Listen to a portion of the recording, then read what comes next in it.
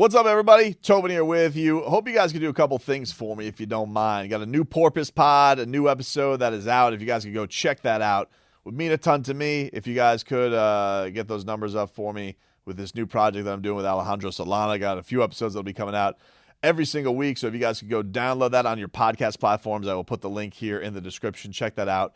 Mean the world to me as we march towards a Dolphins week. If you like the Tobin and Leroy show as well, go subscribe over to our YouTube page. We will be, I believe, streaming the show live on YouTube shortly. I will go have a talk with the powers that be to make that happen for everybody. But we are just a few days away from week 1 of the NFL season. Dolphins, Patriots at home, hot as hell, very exciting. Everybody's going to be out there. I'm looking forward to watching some football tonight. Checking out Bills and Rams and just hovering around my television with some NFL football, warming up my hands like a fire, which I actually would want to do in here because it is freezing. Your boy Girth Brooks here, which, by the way, shout out to everybody who liked the Tennessee whiskey parody, Mike Gesicki, Titan Whiskey. Your boy Girth Brooks here is cold. It's cold in the studio here today, dude. I'm freezing my tail off. So things that I'm excited the most for with this matchup, I'm excited for a couple of things. I'm excited for seeing what Mike McDaniel's got up his sleeve and seeing what this guy has been working on, all the wrinkles that are going to get unfolded, what kind of offense is this going to be, getting this team all on the same page. I'm looking forward to a team that seems like it's going to be well balanced. Like this is going to be a team that's going to have a reliance on the run game. Seeing Chase Edmonds and Raheem Mostert unlocked a little bit. It's been a very interesting camp and first week of practice in that, like, they have done the move where they have slow rolled a lot of their star players. There was big battles all over the place, but their star players, those have been things that have been, they've been careful. They've been careful with Chase Edmonds. They've been careful with Raheem Mostert. They were careful with Terron Armstead. They were careful with Jalen Waddle, and they've been careful with Tyreek Hill and limiting his snaps. And I think that's been an interesting process to kind of see play out because this has been a preseason that has been played very, very carefully, not showing too much.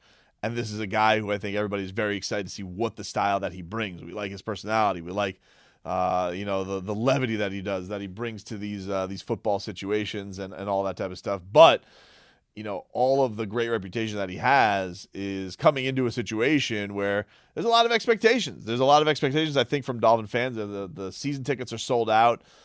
People are as buzzed for this season as they have been for, many long time. I think like there was buzz last year with Tua being announced the starter and all that type of stuff and what they were able to do. But it just got off to such a bad start because you think about the way they won week 1 with that incredible play by Xavier Howard to save the game. And then week 2, home opener, Buffalo Bills, Tua gets his ribs broken. And it just felt like it let all the air out of the season immediately. So I'm not saying that the Dolphins have to come out here week 1 and it's a must win, but they do have a tough first 4 games and they haven't gotten off to the best of starts lately. And I do think that you see a Patriots team here that less and less people are buying into the brand. The coach seems to be in a little bit, I don't want to say that they're in turmoil, but there's a little bit of unrest there. There's a little bit of lack of faith than there typically is with just the Patriot way and everything they're going on. And I don't even think, I don't think any Dolphin fan really goes into this year worrying about the Patriots. Like, the Dolphins have had good success against the Patriots, but it's a different type of situation you're in where it's like who they've been forever has been the bully of the division. Now that's the Buffalo Bills.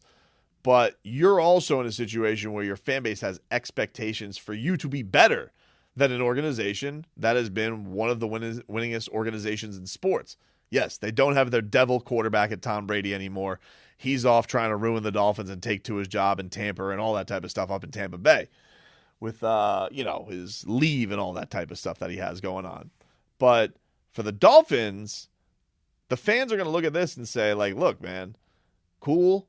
We were excited going into last year. This year, with last year, it was an offense that you had Devontae Parker, who, how many years are we trying to convince him to be a thing?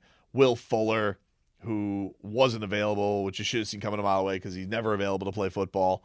and running backs that really had no resume behind them, and an offensive line that was piss poor, a disaster.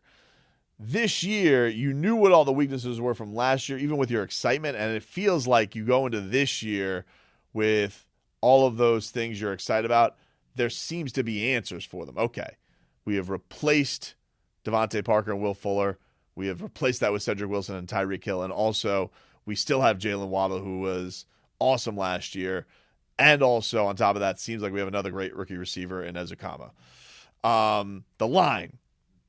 Hopefully all these guys are in less pressure-filled places on that line with better experience of Connor Williams and Terron Armstead being brought in to lift everybody up and have a cohesive unit. That does not seem like it's been a disaster so far in camp. And then, of course, having Tua be in a situation where he definitely feels more empowered. He was speaking about this yesterday about becoming captain of the team, and what he loved about being captain is that he didn't have to go up there and give some kind of crazy speech, that he could just have the support of his teammates. I would say it doesn't change the way I lead. I'm very grateful that my teammates think very highly of me in that way. And I think the coolest thing is no one needs to go up and give a speech and tell the team why you should vote for me as a captain.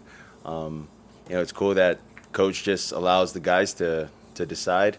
And, coach may say that I had the most votes, but there's a lot of guys that, have a lot of respect in our locker room that the guys really trust and, really want to play for. So, I'm very, grateful about that. But it doesn't change the way that I go about my business or how I lead or how I talk to the guys. Yeah, that's adorable. Also very humble of him and nice. But most votes is most votes. Most votes is most votes. And the team does seemingly have the backing. And I think that Tyreek Hill said an interesting thing the other day where he's like, look, he's not the most vocal guy in the world, but he is clearly a very hard worker, and that people believe in the work that he has put in. He has definitely been putting in extra work. That has been something that's been relayed by his coaches, that stuff that wasn't necessarily there last year. And shortcomings, like, look, Tua's not infallible. Maybe there were things that Brian Flores unfairly critical of him. I think he probably was over the line in his lack of patience, but it doesn't mean that Tua didn't have his flaws. And if he does acknowledge that he has taken maybe what his work level of what he thought was hard work for quarterback and cranked that up a notch, that's also, I think, going to go a long way. Also, Goosey's galore, dude. Side note, speaking of Terron Armstead making good on Tua Tagovailoa getting the contact of Drew Brees. That's Goosey's galore, dude. Dude's overly positive. He's been in the league for a long time. He would share things with me that Drew, when he played with Drew at the Saints. And then, he also got us in contact, me and Drew, and, he kind of said, like, hey, little bro, this is Drew's contact. I want you to, hit him up, and, I know he'd want to help you, or he'd love to help you. So I thought that was a cool thing. Rookie and the vet, if you will. Yeah.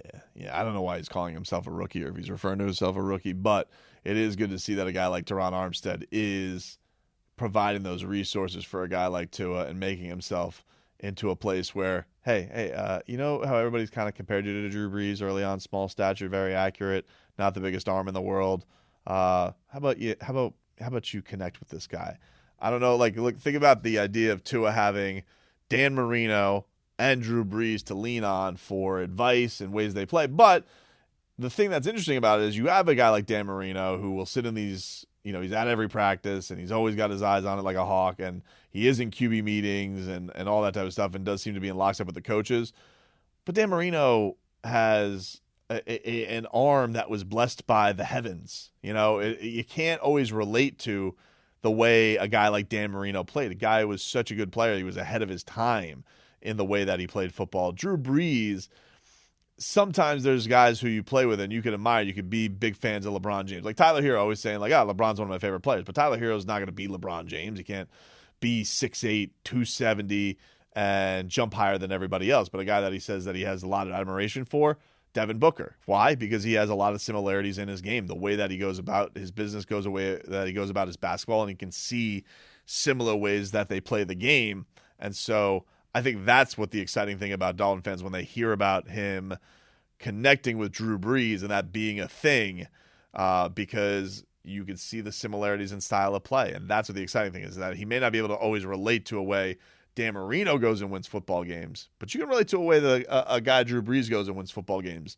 That can be a little bit more attainable for it. So it's exciting times, man, as we wind on down and we get to the start of the NFL season. Can't wait for it.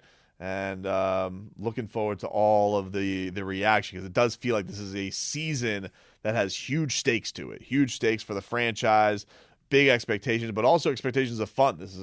This offense seems like it's going to be impossible to not be fun to watch with all the playmakers that they have. Waddle, Tyreek, the guys in the backfield, Gesicki, even with all the question marks around him. Feels like it would be impossible to screw this up. So please don't screw this up.